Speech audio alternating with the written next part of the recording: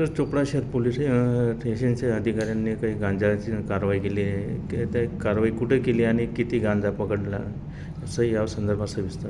आज सकाळी चोपडा शहरचे पोलीस निरीक्षक मधुकर साळवे यांना एक इन्फॉर्मेशन मिळालेली होती की एक इसम चुनसाळे बाजूकडून चोपडा शहरामध्ये मोटरसायकलवर गांजा घेऊन येत आहे. मिळालेल्या माहितीप्रमाणे त्याने तो ट्रॅप लावला. MSW कॉलेजजवळ ती संशयित मोटरसायकल अडवली आणि तपासणी केली. तर मोटरसायकलला पाठीमागून एका प्लास्टिकच्या मोठ्या गोणीमध्ये गांजा आढळून आला.